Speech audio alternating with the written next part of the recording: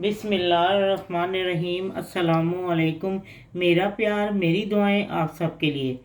आज जो मैं आपको रेसिपी दे रही हूँ वो है ज़ुकीनी और पोटैटो।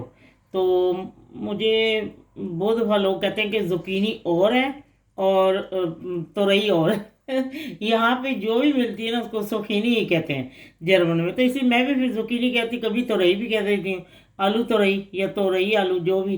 तो ये ढाबा स्टाइल है। मैं आपको बताती हूँ कि बहुत मज़े की बनती है। चले आज मैं बनाती हूँ और आपको बताऊँगी किन किन चीज़ों की ज़रूरत है। इसके लिए मैंने लिया है 300 ग्राम एक ज़ुकीनी लिया और उसको मैंने पीस काट लिए, छील के धो के फिर पीस काटे हैं। ठीक है, अब मैं आपको बताती हूँ जो जो चीज़ साथ डलती जाएंगी वो आपको बताती जाऊँगी। ठीक है जी, ये मैंने हाफ कप ऑयल लिया है और इसमें मैंने बड़े साइज़ का एक प्याज लेने या 2 प्याज लेने, ये अपने मुताबिक आप कर सकते हैं।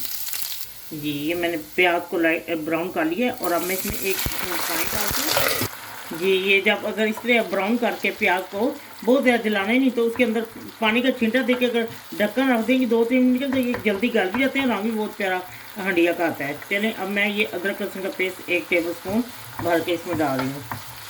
जी, अदरक लहसुन का पेस्ट भी भून चुका है और अब मैं इसमें दो टमाटर दरमियाने या एक बड़ा फूल डाल देंगे। अब मैं इसको डाल के भूनती हूँ। टमाटर के नरम होने के बाद मैं आपको बताती हूँ कि क्या करना है। जी, ये देखिए टमाटर नरम हो चुके हैं और अब इसमें 1 टीस्पून क्रश धनिया डालूँगी और 1 टेबल स्पून मैं डालूँगी इसमें चिली फ्लेक्स, क्योंकि इसमें सुरख मिर्च नहीं डलती, और 1/2 टीस्पून से जो है हल्दी और नमक। आप अपने टेस्ट के मुताबिक कम या ज़्यादा कर सकते हैं। जी, ये 1/2 टीस्पून ज़ीरा और अब मैं इसको भूनती हूँ थोड़ा सा, फिर मैं आपको बताती हूँ क्या इसमें डालना है। ठीक है, ये देखें मेरे पास ना ये ऐसे मैंने कूट के रखा है, पिंक जो नमक होता है लाहौरी नमक, ये देखें ये कूट के रखा हो, इसलिए आपको लगता है कि मैंने पता नहीं क्या डाला है इसमें, मैंने पीस के नहीं रखा इसको। और अब मैं डालती हूँ इसमें, देखें उसे अपना ऑयल छोड़ दिया मसाले ने। अब मैं इसमें ज़ुकीनी डाल के इसको भूनती हूँ। ठीक है जी, ये देखें मैंने अच्छी तरह मिक्स कर लिया है और अब मैं इसको हल्की आंच पे ढक के 10 मिनट के लिए रखती हूँ। जैसे ये थोड़ी सी नरम होती हैं तो फिर मैं इसमें आपको ताकि पोटैटो डालने हैं इसमें। ठीक है, अब मैं एक दफ़ा इसको ढक के रखने लगी हूँ। पानी नहीं डालना क्योंकि ज़ुकीनी अपना पानी इतना छोड़ देती है कि इसको ज़रूरत ही नहीं पानी की। अब मैं आपको बताती जब ये नरम हो जाती है। देखें मैंने इसको 10 मिनट के लिए दम दिया था क्योंकि ज़रा ये लेट होती हैं, आलू जो है जल्दी होते हैं।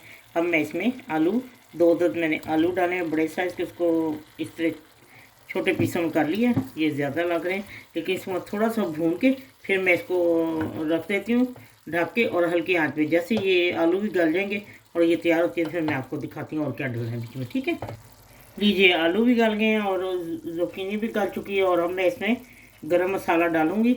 अगर ये थोड़ा सा रसीला ही अच्छा होता है, ऐसे नहीं, क्योंकि मैंने तो जितना बनाया थोड़ा सा इसको इस तरह जूसी सा रखा है, तब सालन का ना सही मज़ा आता है। ठीक है, अब मैं आपको डिश आउट करके दिखाती हूँ। ठीक है, तैयार हो चुका है। लीजिए आलू और तोरई की सब्ज़ी तैयार है, बहुत टेस्टी है। नमक मिर्च आप अपने हिसाब से डालें और हरा धनिया वो भी डालें, मेरे पास नहीं था इस वक्त, तो अगर आपने हरी मिर्चें डाली है, लेकिन मैं तो जो क्रश मिर्च डाली है वही काफ़ी थी इसे, क्योंकि मेरे पास जो है बहुत कड़वी है तो इसलिए मैंने वो नहीं डाली। चलें ठीक है, बनाएं और खाएं और फिर मुझे ज़रूर बताएं कि आपको कैसा लगा। बहुत ही हटके इसका टेस्ट है और जायका ज़बरदस्त। आप ज़रूर बना के खाएं, आपको बहुत अच्छा लगेगा। जब आपका दिल चाहे आसान और मज़ेदार खाना खाने को तो आइए ना गुड्डो के ढाबा पर। प्लीज़ सब्सक्राइब करना, लाइक करना और कमेंट्स देना ना भूलें। अल्लाह हाफिज़।